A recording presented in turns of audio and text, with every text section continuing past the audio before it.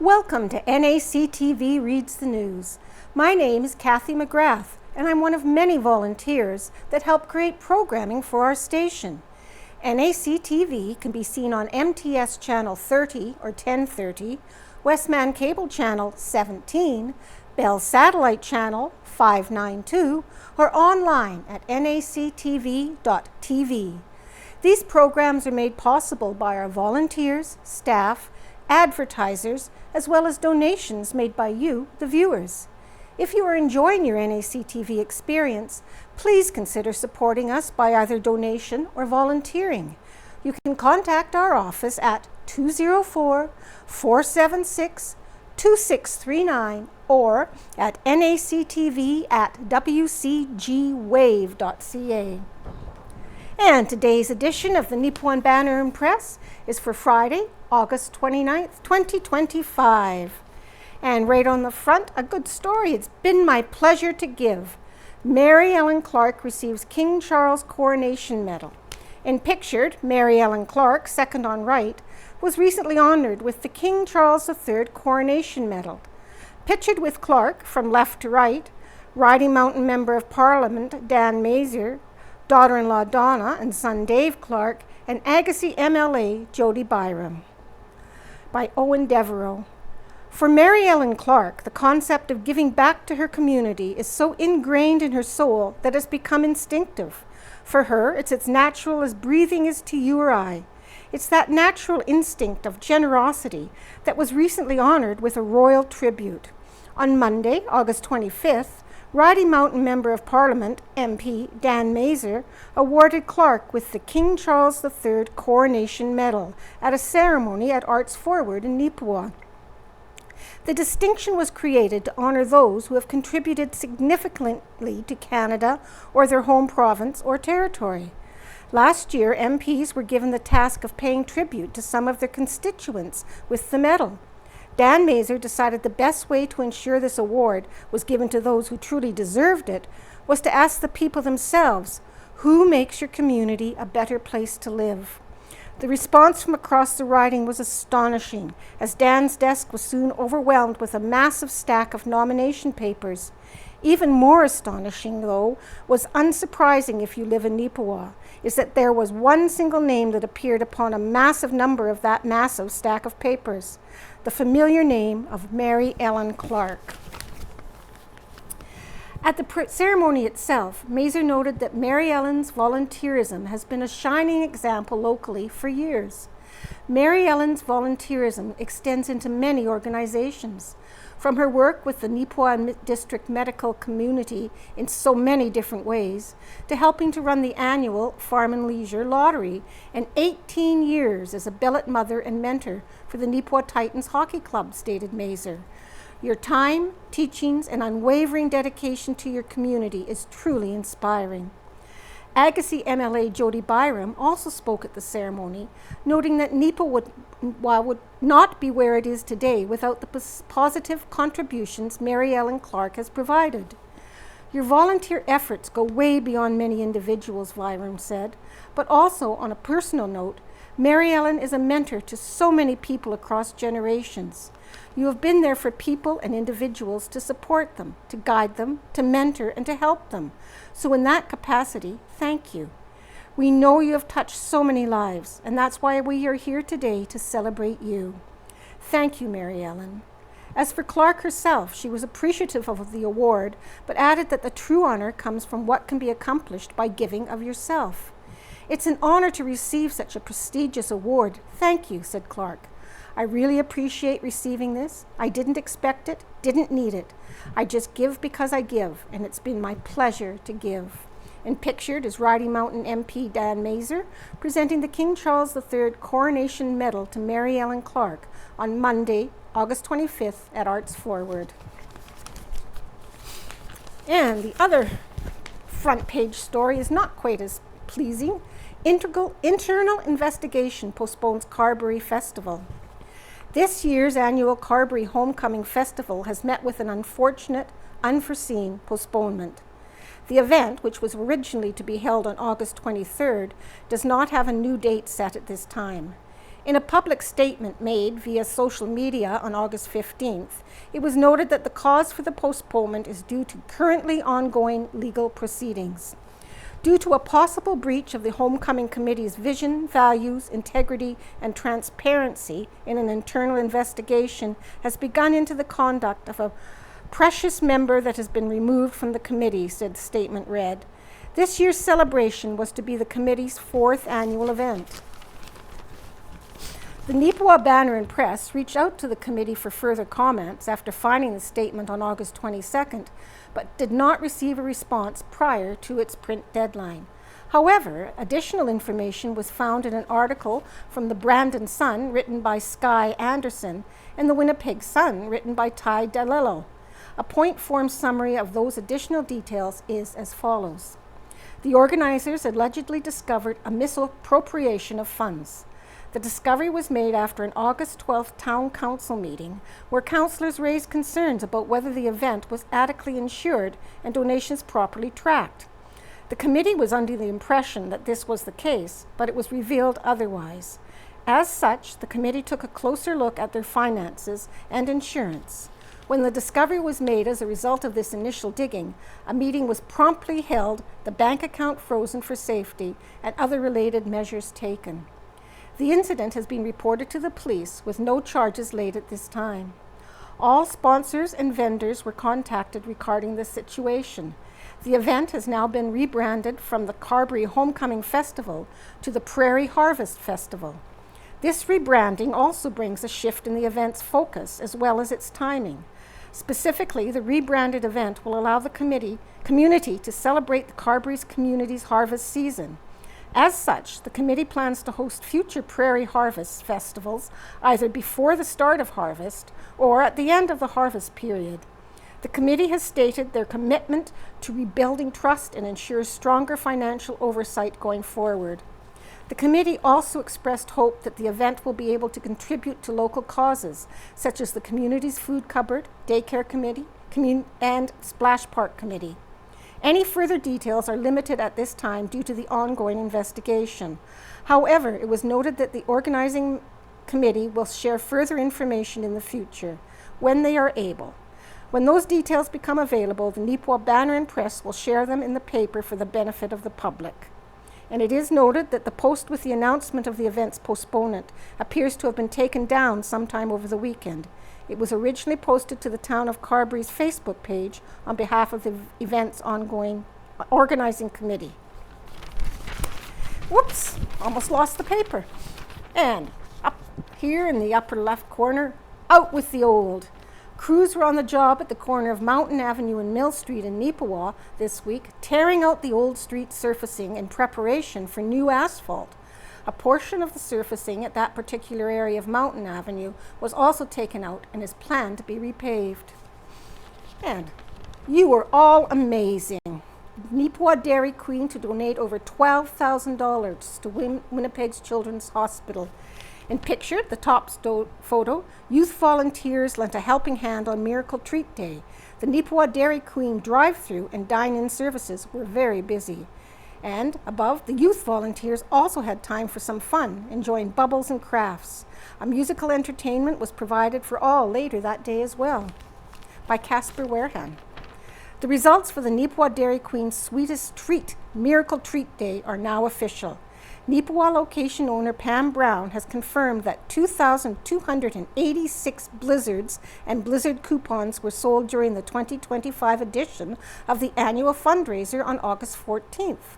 This means that the Neepawa DQ will be making a donation of $12,884.57 to the Children's Hospital in Winnipeg. I would like to thank every business organization, volunteer, staff member, current and former, person and family, said Brown. Your support for the Children's Hospital in Winnipeg is unwavering year after year.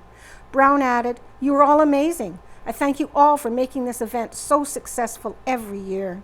The initiative is truly well supported each and every year, as can be observed by the crowds that turn up specifically for that day. To the Neepawa DQ and to all who supported the restaurant, congratulations from the Neepawa Banner and Press on another successful fundraising initiative. And we move on to Right in the Center by Ken Waddell. Change requires a willing spirit. Having lived in the Neepawa area for 54 years and having read quite a bit of history of the area, some reflections come to mind. Neepawa has long benefited from its location. For the most part, the land is productive. From its earliest times prior to European settlement, the area was not highly populated. I've been told that the indigenous people didn't have much for permanent settlement at Neepawa per se, but traveled here for hunting and to gather fruit. One cannot readily take a canoe to Neepawa from anywhere. In fact, the nearby Riding Mountain allegedly were named by fur trader, map maker, and farmer Pete Fiddler because you had to walk or ride to get there. There was no easily navigable waterway. That in itself delayed European settlement, and as such, people came to the area on foot or in oxen and horse-drawn wagons. When the railway arrived, life changed drastically, and like a lot of towns that were, for a time, at the end of the line, Neepawa prospered as an outfitter and supply town. The Graham family, who were basically the first European, Ontarian, settlers, decided that the Neepawa area was a good spot to make life. The original Graham homestead is now the cemetery, and that site was chosen because it wouldn't flood. Listowel, Ontario, where the Grahams came from, was prone to flooding according to local Listowel history. The land is fairly productive. At one time, Neepawa had the highest levels of wheat shipment in Western Canada. I believe that was in the mid-1890s. The drought of the dirty 30s didn't seem to affect the Neepawa area as much as some other places, certainly not as badly as southern Saskatchewan, for example.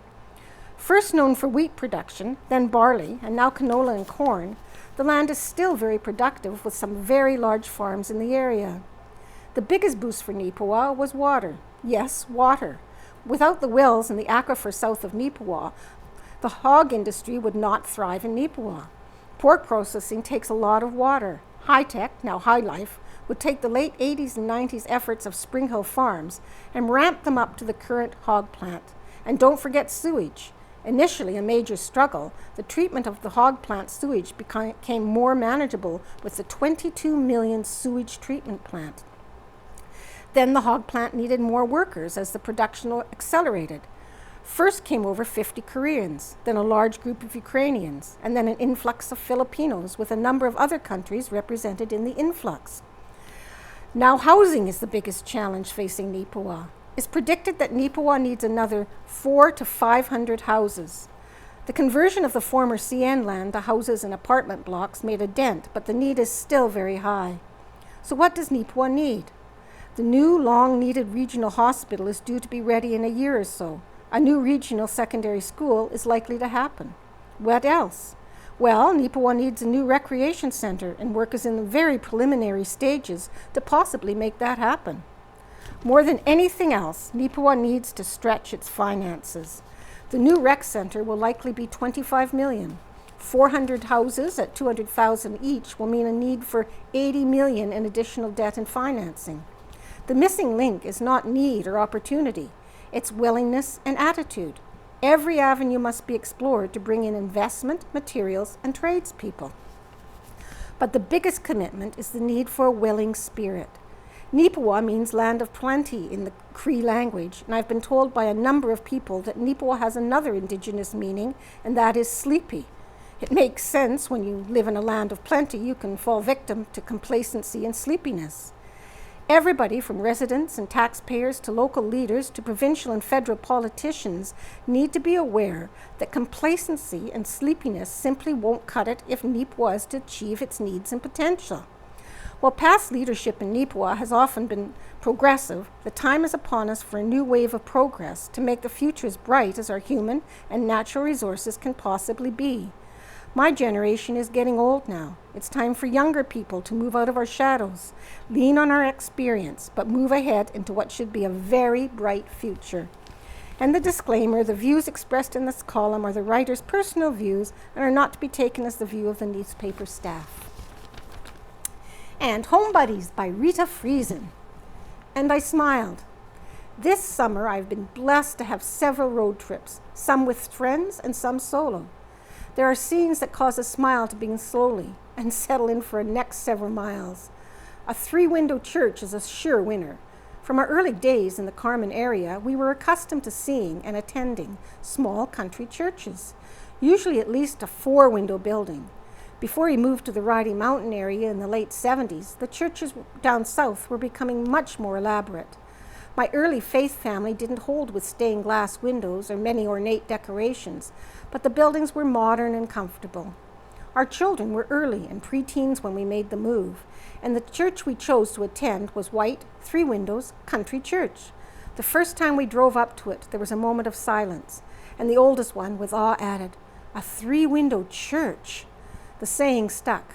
Friendships and fellowship was good with lasting memories. Yep, a white 3-window church causes a smile every time. Horses in the field will bring a nostalgic smile. When I was a child, we had a team of mismatched horses for farm chore work and for a winter or two pulling the school van. May, a little brown Morgan mix, could outpull June, Belgian cross. The one day when I was holding the reins, the horses knew their way home, and I didn't know what they didn't need me. My father leaned over and gave the reins over to June's back a sharp slap. I asked Dad why he did that. June wasn't doing anything. He explained that indeed, June wasn't doing anything, allowing May to pull the whole load. Ah, step into the harness fully, and I smile at the memory. Sheep gambling or grazing, another childhood memory. There was the year my dad went back to university and switched the farm animals from a herd of black Angus to a flock of sheep.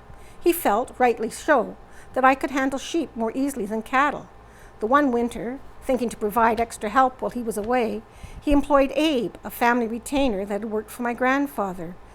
True, Abe was around all day while I was in school, but when we had to shift the critters, Abe carried the lambs while I manhandled the ewes. The memory of the lambs leaping and jumping while the ewes had their heads in the feed troughs always brings a smile. This week, it was the sight of 6-foot hollyhocks that brought a smile. My paternal grandmother had a green thumb, or a gardener that did. The windowsills were home to gloxinias, so soft, so beautiful. In summer, there was a riot of color in her front yard, hollyhocks being dominant in their season. We cousins would play with the fallen blossoms, those with some shape and color being the nurses for those that were faded and shriveled. How very thankful I am for a trunk full of memories. How thankful I am for so many of them bringing lasting joy. God, Faithfully Yours by Neil Stroshine, God's Invisible Army. Elijah stood in the mouth of a cave close to the mountain from which his people had been given the 10 Commandments. He was tired. He was emotionally drained. He had been on the move for 6 weeks, running away from a wicked king named Ahab and his even more wicked queen named Jezebel, both of whom wanted him put to death. Now Elijah stood at the one place on earth where he finally felt safe. He was sure that Ahab and Jezebel would never find him there. But God could. God did. And God had an important question for Elijah. "Elijah," God said, "what are you doing here?" It was a question Elijah expected, and for which he had a ready answer. "I have served you faithfully," he said, "but the people haven't. They have forsaken you, torn down your altars, and killed your prophets. I am the only one left, and now they want to kill me." God listened as Elijah poured out years of hurt, emotional pain, and frustration. Then he shared words Elijah never expected to hear. "You are not the only faithful one," God told him. "I have 7,000 others just like you." Elijah didn't know who they were. He didn't know where they lived, and it was highly unlikely that he would ever meet any of them. But they were part of God's invisible army, working for spiritual renewal in ancient Israel. Elijah's story, see 1 Kings 17-19, raises an interesting question. Does God have an invisible army of people in Canada who are actively working for spiritual renewal and revival in our nation? I believe he does. Like the army in Elijah's day, members of God's invisible Canadian army are working behind the scenes, doing 3 important things. First, they are praying for our country, for our leaders, and especially for those who, like them, are seeking renewal and revival. And they will not stop praying until one of 2 things happens. God grants them the renewal and revival they seek, or God tells them that they can stop praying because their work on earth is done. Second, they are promoting policies and programs that seek to end all forms of bias, racism, prejudice, and discrimination in our society. They are not a friend to stand with and seek justice for those from whom justice has been denied. Like Elijah and the invisible army that existed in his day, members of God's invisible army are now things that Canadians need to hear and act upon. Third, they are practicing love, acceptance, and forgiveness in their daily activities. They treat everyone they meet with dignity and respect. They may not always agree with the beliefs of others, may not condone some of the choices they make, and certainly have no intention of copying some of them, but they will defend people's rights to choose what they will believe and how they will live as long as they obey the laws of the land. Members of God's invisible army can be found in every country on earth. You and I may not know who they are or where they live, but God does. And by our fervent prayers and faithful obedience to God's commands, we are unleashing the power of God's Spirit that can transform our nation and usher in a new era of liberty and justice for all. The road ahead may not be easy. Working for spiritual renewal and revival never is. But we are not in this fight alone. God is with us and will give us the victory. And Gladstone Cattle Market Report by Blaine Houston. The market was still really strong this week on all types of classes. We sold 306 head of cattle through the ring in Gladstone, Manitoba yesterday. Cows and bulls sold with some soaring demand. Feeding-type cows and heiferettes are still selling strong. High-yielding cows traded from 205 to 2.2. Feeding-type cows are ranging between 220 to 245. Bulls traded strong, 230 to 2.5. Here are some market highlights from yesterday's sale. 305-pound steer calf cashes in at $9.525 per pound, $2,905 per head. Red and black exotic steer calves weighed 516 and bring $717 a pound, $3,700 per head. A ring full of yearling steers weighing 917 pounds bring $470 a pound, $4,310 a head. We didn't have many heifers on offer today, but we did have a group of fancy Charolais heifers weighing 991 pounds and bring $440 a pound, $43.60 per head. Plainer type cattle are seeing discounts. As you can see, we had a very powerful market yesterday in Gladstone. There is no sale next week. As such, there will not be a report in the September 5th edition of the Neepawa Banner and Press. The next sale is scheduled for Tuesday, September 9th. And there's a correction notice. There was a pair of naming errors in the information on the August 15th edition of the Banner and Press. This was on page 18 for an evening of gratitude with the rolling barrage. Lori Kahinsky was noted as one of the Neepawa Legion representatives who made a presentation during the evening.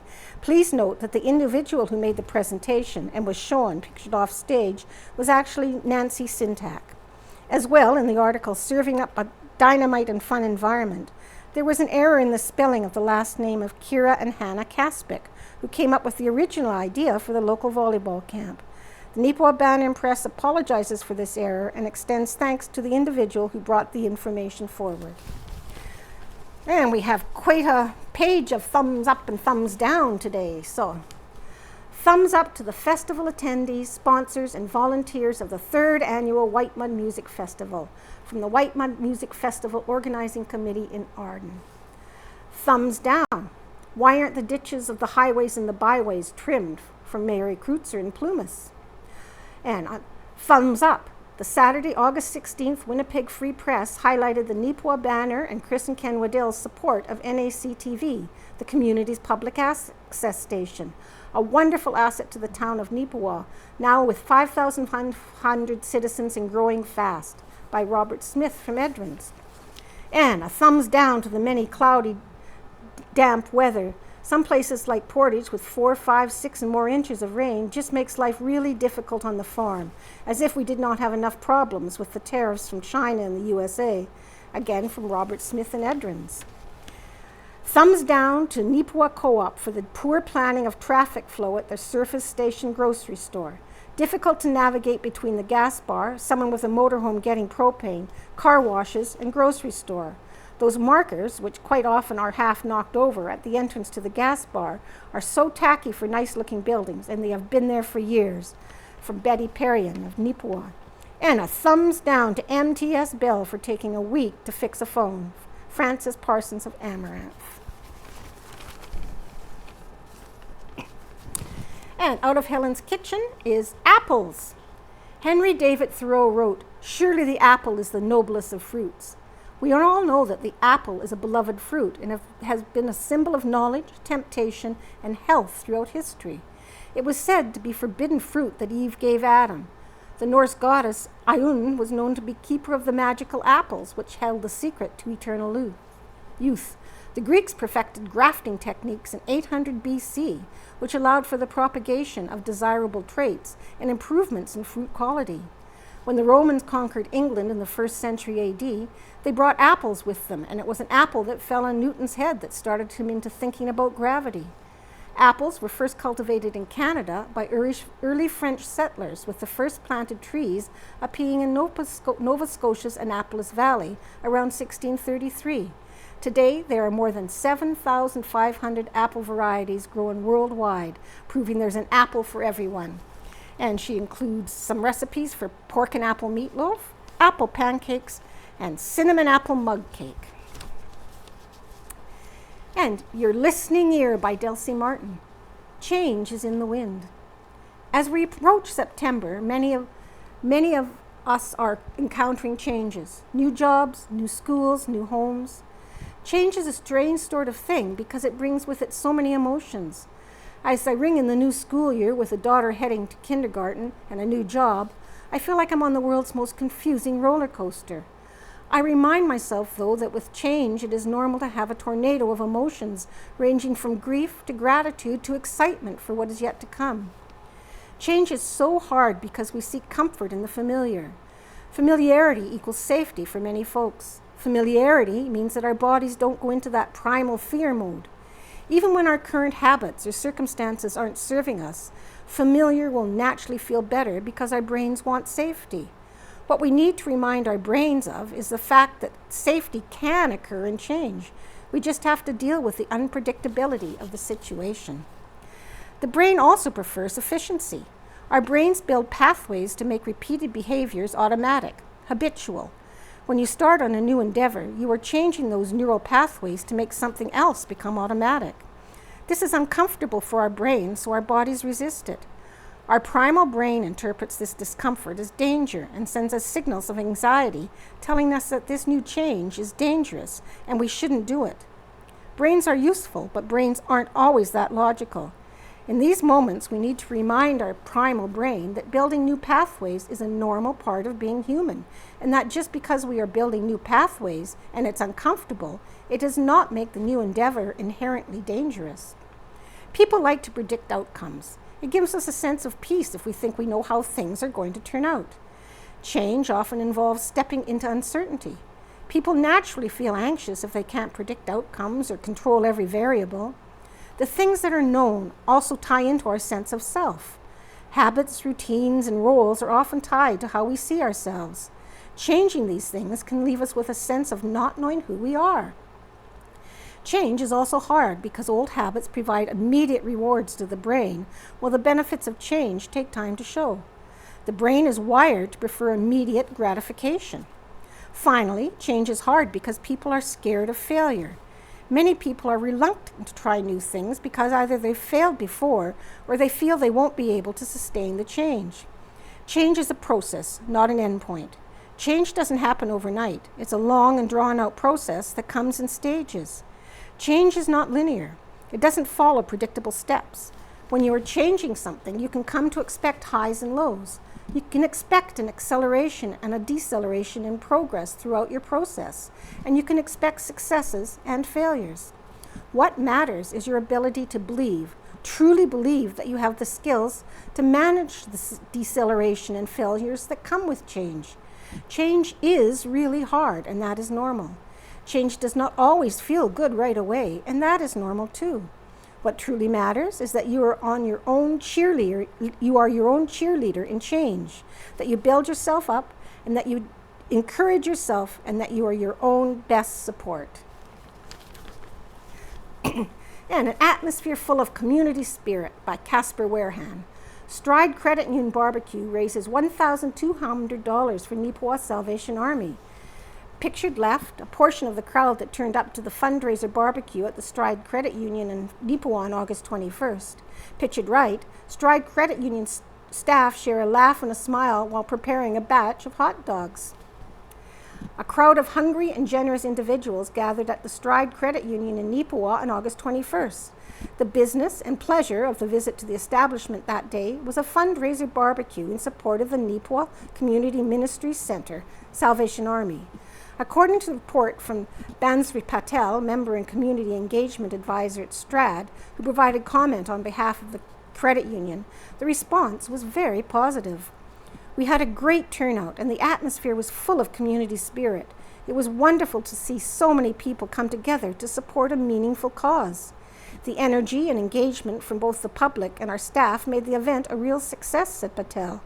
We're proud to share that the BBQ raised $1,200, which includes a top-up donation from Stride. These funds will go directly to the Neepawa Salvation Army to support their vital work in the community. Patel added, Stride is deeply committed to supporting the communities we serve. Earlier this year, we invited our staff to participate in a survey to help identify deserving local organizations to benefit from our fundraising barbecues. The Neepawa Salvation Army was a top choice, recognized for the essential services they provide to individuals and families in need. Their impact in Neepawa is significant, and we're honored to support their mission. The Neepawa barbecue was held as part of a larger initiative for 2025, in which Stride is hosting fundraising events across the various communities it serves. Each event supports a local group that is chosen by the branch's staff. In addition to the August 21st event in this community, the following fundraiser barbecues and subsequent donations have also taken place. May 29th, $1,200 donated to Tiny Taters Child Care Cooperative in Carberry. June 26th, $1,200 donated to North Norfolk Child Care Co-op. August 7th, $1,400 donated to the Austin Community Center. Upcoming events also include a fundraiser for the Gladstone Fire Department on September 18th and for the Big Brothers Big Sisters Portage chapter on September 26th. Sharing a final word of gratitude on behalf of Stride Credit Union, Patel stated, "We're incredibly grateful to everyone who participated, volunteered, and helped make these events possible. It's a powerful reminder of what we can achieve when we come together to support communities we call home." And a taste of Las Vegas. The Country Meadows Personal Care Home in Neepawa was having a blast on Saturday, August 23rd. Decorations were up, draw prizes put out, food was cooked up and served, and entertainment was on for a barbecue fundraiser that day. Entertainment was provided by Elvis, and the event as a whole was open to the public to attend. Funds raised from the barbecue are being set aside for recreation activities for the residents. Pictured above, from left to right, are Gladys Murray, Lillian Radford, and Josephine Ranka. These three classy women were just a few of the many who enjoyed the fun at the barbecue that day. And, pictured right, Elvis dazzled the attending crowd with a king-like performance, providing entertainment to Country Meadows residents and any members of the public who were also in attendance for the festivities. And Neepawa and Area Community Choir 2025-26. The Neepawa and Area Community Choir is returning this fall, and adult singers of all ages, abilities, experience levels, and postal codes are invited to join.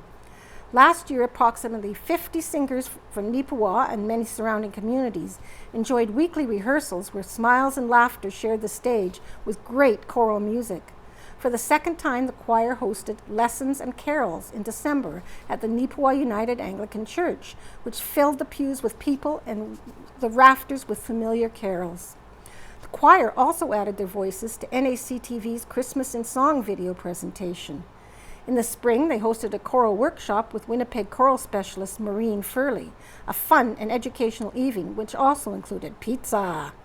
This year-end concert featured guests, the Choraliers, NACI Chorale, and the hymns at Knox Presbyterian Church. Once again, a full house meant the choirs had to listen from the hall. This coming year, we'll see the choir perform with Brandon-based Connectus and Portage Vox Choir in November 15th at First Presbyterian Church in Brandon. Once again, Christmas will be busy with caroling in the community and our Lessons and Carols event in December. A March workshop will again be planned, and the year will culminate with our May concert at Knox Presbyterian Church. This year, the door is open to new as well as experienced singers. Rehearsals will begin Wednesday, September 10th at Neepawa United Anglican Church from 7 to 8:30. Once again, the choir is under the direction of Susan Salmon and Blair Chapman. New singers are invited to come out and try us on for size. There is no commitment required during the first month. We want to encourage even tentative singers with no background in choral music to give this a try. We believe that singing together with other people in mostly perfect harmony can become a healthy addiction. Of course, we hope that all our amazing singers from last year will be able to return to sing with us again. Questions regarding this year's choir can be directed to Susan Salmon, 204-368-2375, or Blair Chapman, 204-476-2359. And Chicken Delight is officially demolished. The former Chicken Delight in Neepawa is officially gone. Once demolition of the building got underway, it was swiftly torn down and material cleanup set to begin. With the old building gone, the lot will be a clean slate for whatever endeavor may use the location next. Prior to this, the old building had been left empty for a number of years, with the occasional coffee shop rumor as to one business or another looking into using the building. To this date, no official word on any developments is available. That was a Neepawa standby for many years. And a picture full of generosity. Top photo, a pair of youth, Bodette Cassin and Gia McGill, held a lemonade stand fundraiser on Main Street in Carberry this month. The lemonade was free, but a donation jar was set out in support of the community food cupboard. A total of $200.75 was raised for the food cupboard, which was presented by the young pair of friends last week.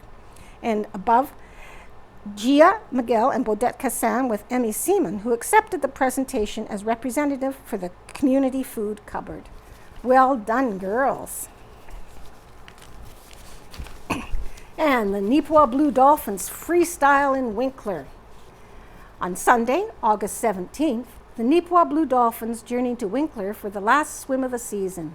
It was a cool day for the shivering swimmers, but they still met the challenge with great performances. In the final event of the day, it would pit swim team coaches Claire Beaumont and Cammie Smith pitted against each other. They were teamed up with 3 other coaches from the other communities. It would be a ferocious competition, with Claire's team victorious over Cammie's team. Final results follows. 9 and 10-year-old girls, Alexandra took second 50-meter fly, 4th 100 breast, 8th 50-meter back, 12th 50-meter free. Julia Pollock. Julia competed in the 50-meter free fly back, 100-meter free in IM, in the 50-meter fly and back, and she improved her time from 1 to 2 seconds. Natalie Lewandowski, 4th 25-meter breast, 5th 25-meter free, 7th 50-meter free, and 50-meter breast. Charlize McSimic, 2nd in the 100-meter back, 3rd 25-meter back, 25-meter breast, 5th 50-meter back, and 6th in the 50-meter breast. Novalee Menzies, 2nd in the 25-meter breast, 25-meter back, 4th in the 50-meter breast, 6th in the 50-meter free, and 7th in the 25-meter free. Julie Smith, 5th in the 25-meter back, 6th in the 25-meter breast, and 9th in the 25-meter breast. 11 and 12-year-old girls. Abby Cosarada, 2nd in the 100-meter breast, 4th in the 50-meter free, 100-meter free, 50 back, and 5th in the 50-meter breast.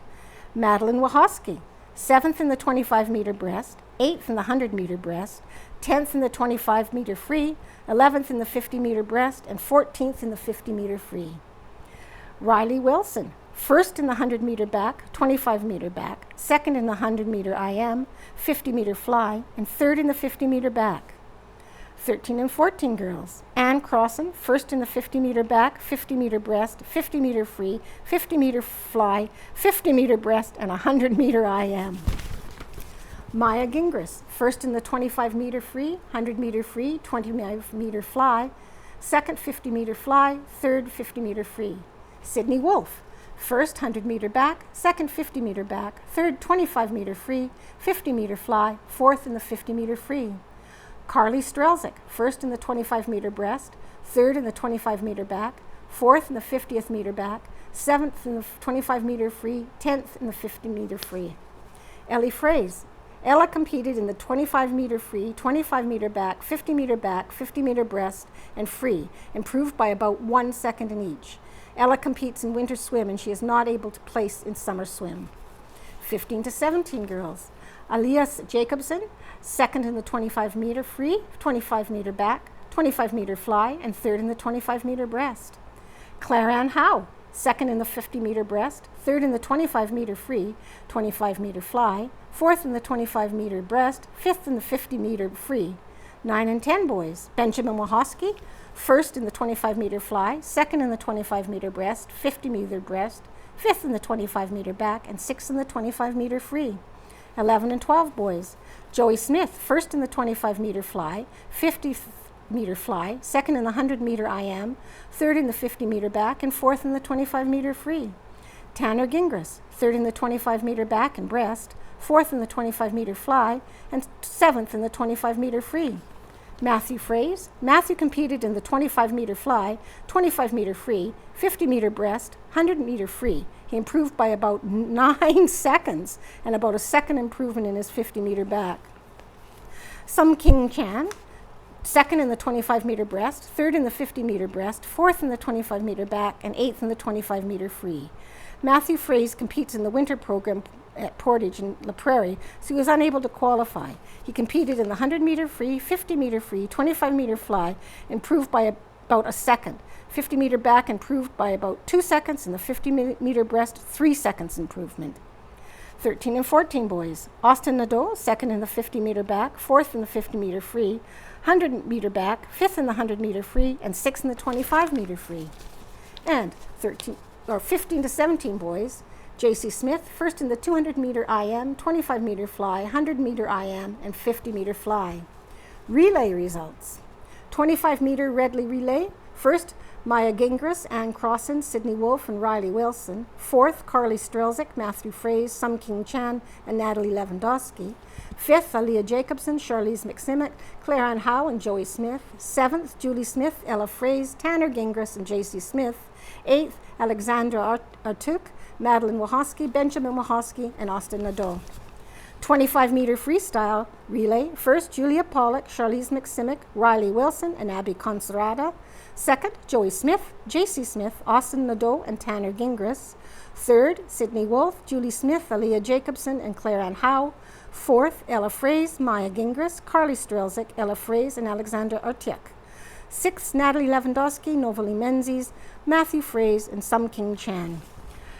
50-meter freestyle relay. Fourth, Julia Pollock, Novalie Menzies, Abby Conserata, and Madeline Wachowski. And if you would like information on joining the Blue Dolphins next season, then contact manager Dave at neepawadolphins@outlook.com. And you can tell fall's coming. It's nice on the ice. The ice is in at the Yellowhead Arena in Neepawa. The lines and logos were painted on recently in preparation for the coming hockey season, as well as many other ice-based activities that make their home at this facility. Pictured above and below, a view of the portion of the ice within the arena, showcasing the freshly installed, crisp, precise lines and markers. And pictured left, this crew was hard at work painting the Neepawa Titans logo. And the Gladstone Flying Club fundraiser to take flight. The Gladstone Flying Club is hosting a barbecue on September 6th and offering airplane rides as it continues to raise money to upgrade the Gladstone Municipal Airport by Joshua Jackson. The Gladstone Flying Club is hosting a unique fundraiser on September 6th as it continues to raise money to upgrade the Gladstone Municipal Airport. Gladstone Flying Club President Jerry Peters and the Gladstone Municipal Airport will come alive with a barbecue, car show, and a chance for you to take the skies and see a World War II plane. The car show will run from 10 a.m. to 3 p.m. and will be selling hamburgers and hot dogs. That will run basically all day, and we'll be offering rides in a Cessna airplane from 10 a.m. until dusk depending on the volume of people here, he said. And the World War II training plane used by the Royal Canadian Air Force, the Tiger Moth, will be coming in for people to look at, and they will also be selling rides on it. Oh. Fundraising efforts. Although the Gladstone Flying Club have been applying for grants to raise money, they are hoping for the public to step up and help keep the Gladstone Municipal Airport in running condition. It's been several years since the airport was paved. We are developing bigger cracks in the runway, and to maintain it, we've applied for grants. We got a $5,000 grant this year from Big Grass Community Foundation to aid in crack repair on the runway, alongside $18,000 from the Westlake Gladstone Municipality. Peters estimates that a total resurfacing and upgrade of the runway would cost upwards of $300,000. Currently, the airport has a hangar, a clubhouse, and 2 runways, 1 asphalt and 1 grass. Recently, the airport had Superior Asphalt come repair the cracks on the runway to extend its life, and the airport received a separate grant from the Big Grass Community Foundation last year to help grade its aging airport lights. A community asset. The Gladstone Municipal Airport serves as a local hub for many spray planes and local aviation enthusiasts. We have planes that arrive from different training schools, and they're doing cross-country flights. They come here to practice landings and takeoffs. We have planes that go cross-country and stop here to rest and buy fuel, he said. We have had STARS, air ambulance, land here to do transfers, and we have had medical flights. We also had planes from up north land here, as well as a few emergency landings on our airstrip. And farmers, start your engines. It's the start of harvest time in the beautiful Plains region, as farmer Jason McLaren works on harvesting a field of winter wheat east of Neepawa. According to the latest Manitoba Agriculture Crop Report on August 26, winter cereal harvest is nearing completion across the province, with yield estimates for winter wheat in the southwest ranging from 50 to 80 bushels per acre. Fall rye yields range from 60 to 110 bushels per acre, while spring wheat yields are averaging 50 to 60 bushels per acre. Preliminary oat yields ranging from 100 to 150 bushels per acre, and barley from 60 to 70 bushels per acre. And Survivor tractor. This Cockshut 330 tractor is an obvious survivor. It was sold by auction this summer at a farm near Franklin. The Cockshut 30 tractor was built from 1946 to 57 in both ride front and row crop models. The Brantford, Ontario factory built 37,328 tractors. It was the first production tractor to be built in Canada and was also the first to have live power takeoff PTO system. The 1952 price was reported to $2,500. In today's dollars, that would be $30,325. And a new superintendent is named for Ridey Mountain National Park. A major change is being made at Ridey Mountain National Park as a new superintendent has been named. Tom Sheldon, who's previously worked as a policy manager with Parks Canada, is taking over the position. According to an article published in the Brandon Sun on Wednesday, August 27th, the change will be effective September 11th and see Sheldon replace current superintendent Leanne Cooper. Cooper has faced challenges in the role, including dealing with frustration from local businesses and property owners related to a ban on the operation of motorized watercraft on the lake. The ban was instituted to try and slow down the spread of zebra mussels within the water, an issue that has become a major problem for the region. Excuse me. In a media release sent to the Banner and Press earlier this week, Ridey Mountain MP Dan Mazur welcomed the change of superintendent. Parks Canada's decision to appoint a new superintendent at Ridey Mountain National Park is an important first step towards repairing years of failed management, said Mazur. However, I want to be clear with residents, Cabanobans, tourist operations, Indigenous communities, small businesses, and surrounding communities.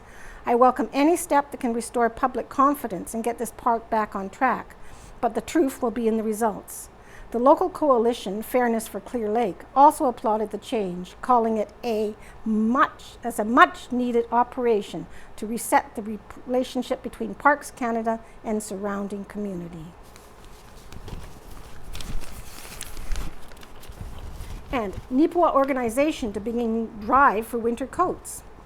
Although it has yet to truly become fall, winter always seems to come quicker than expected.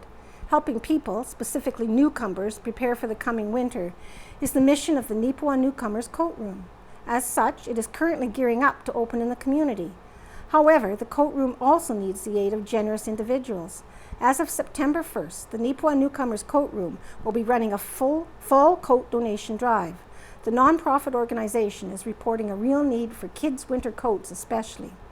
The donations received will help boost the inventory of the coat room, which is scheduled to be held on September 26th and 27th and October 3rd and 4th. Additional pop-up dates may be implemented as needed, if inventory allows. This coat room is provided as a free service to all newcomers who are experiencing their first winter in Canada in the community of Neepawa. Further details on this service and coat sign-up forms can be found on the organization's social media. The Newcomers Coat Room can also be contacted at neepawacr@gmail.com. And pictured are Liesl Milligan and Leanne Hopkins of the Neepawa Newcomers Coat Room, as pictured during an informational session in 2024.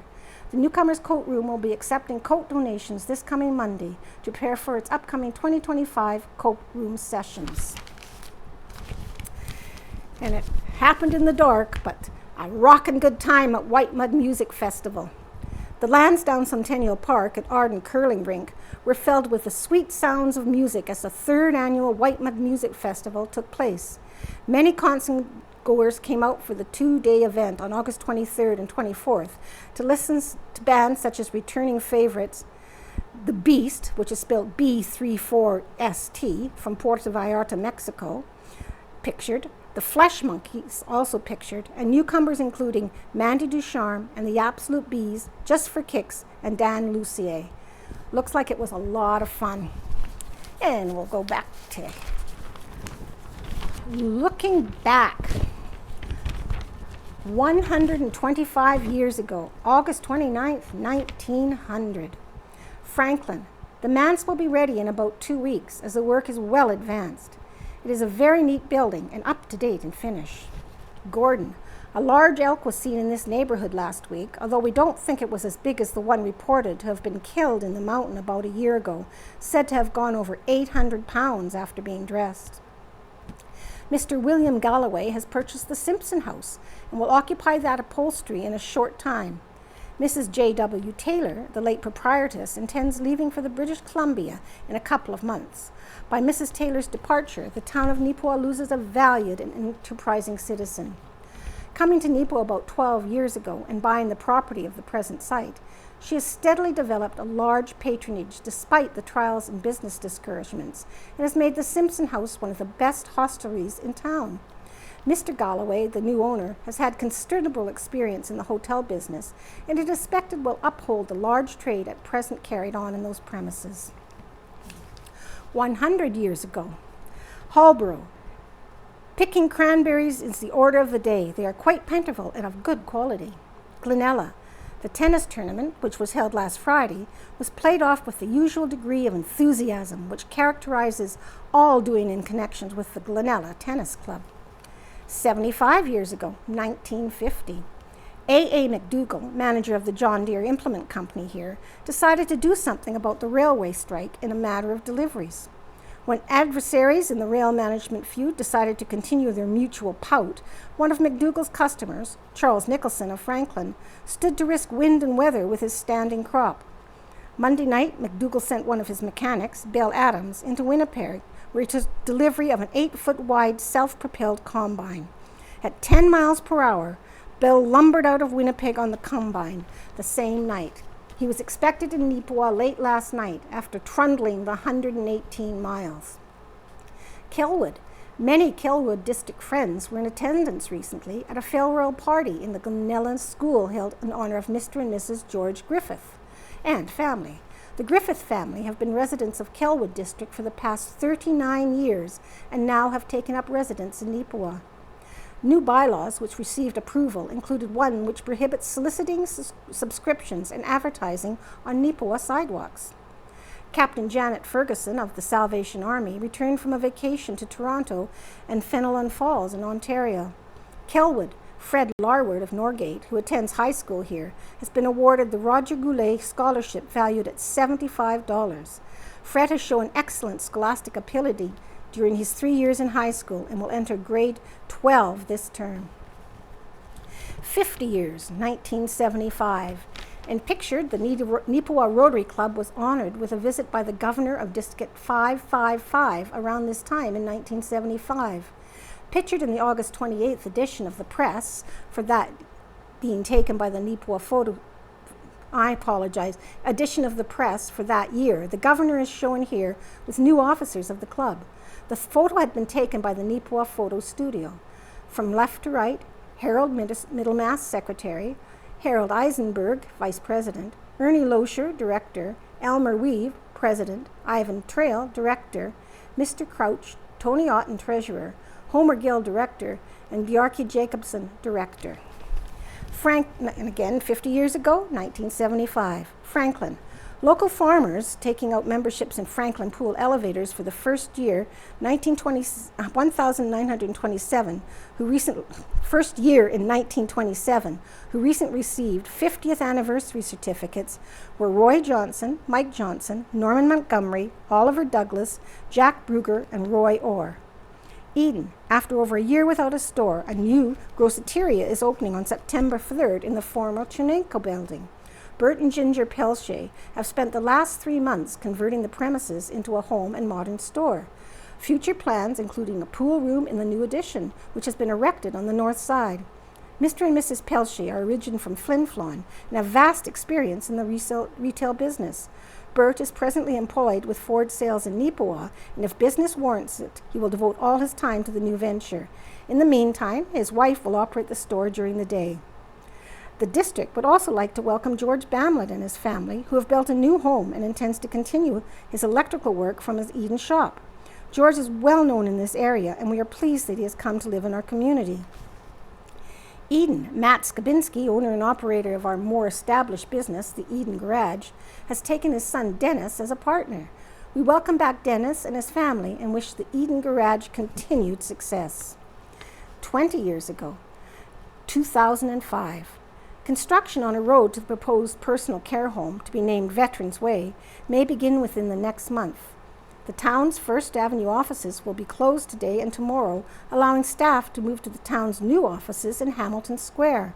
An open house will be held at the new location in October. Neepawa's Jocelyn Fenty won the provincial hit, run, and throw competition for girls 12 and 13. Jocelyn won the Pee Wee category with a combined score of 428 points, 20 more than the runner-up. She topped all competitors in the throwing event, 125 points, was second in running, 170, and third in hitting, 133. She was the only Neepawa competitor in the event staged by Manitoba Baseball. Scientists at Agriculture and Agri-Food Canada are on the verge of reducing the risk of salmonella in chicken. And because it's NACTV, the NACTV highlights of the week for the coming up week: Coffee Chat on Interracial Families, September 2nd at 6:30, September 4th at 9:30, and September 7th at 2 p.m. Minnedosa Fun Fest, September 2nd at 10:40 a.m., September 4th at 2:30 p.m., and September 6th at 7 p.m. And Dennis Nicolaisen Farewell Concert, September 1st at 8 p.m., September 3rd at 3:30 p.m., and September 6th at 7:30 p.m. And for the bingo, the Bonanza is over 22,000, Blackout over 12,000, and the Toonie Pot just over 100 since it was won a couple of weeks ago. And the bingo caller is wanted. We need a fun, reliable bingo caller for our bigger bingo every Wednesday at 7 p.m. It pays $20 an hour. Please contact the office. And if you want to volunteer for any aspect here at NACTV, we can really use you. And that concludes the reading of the Neepawa Banner and Press for Friday, August 29th, 2025. I hope you enjoyed it.